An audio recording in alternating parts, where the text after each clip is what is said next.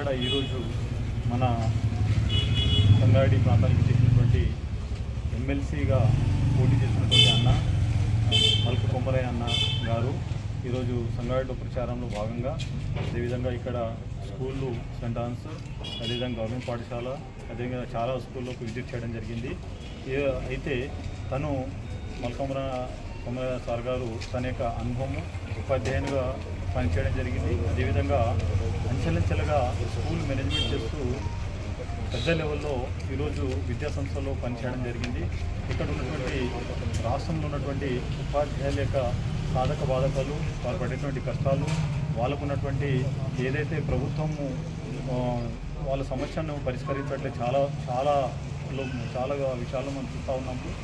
ఈరోజు ఉపాధ్యాయులు ఉన్నటువంటి డిఏలు పెండింగ్గా ఉన్నాయి, పిఆర్సీ డిఎస్సీలు అనేటువంటిది పెండింగ్గా ఉంది, పాత పెన్షన్ విధానం అనేటువంటిది మనం చూస్తూ ఉన్నాము, అది కూడా పెండింగ్లో ఉంది.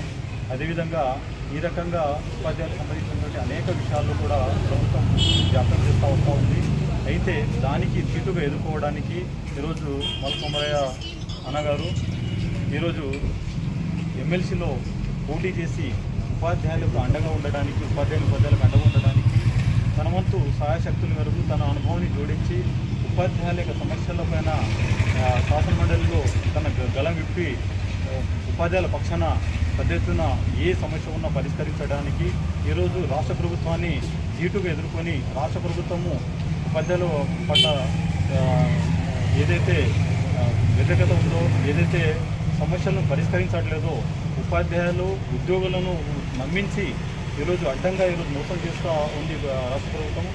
దానికి అనుకూలంగా, దానికి వ్యతిరేకంగా ఈరోజు ఉపాధ్యాయుల పక్షాన ఎక్కడ నలుమూలలో ఉన్నటువంటి ఉపాధ్యాయులు ఈరోజు వారు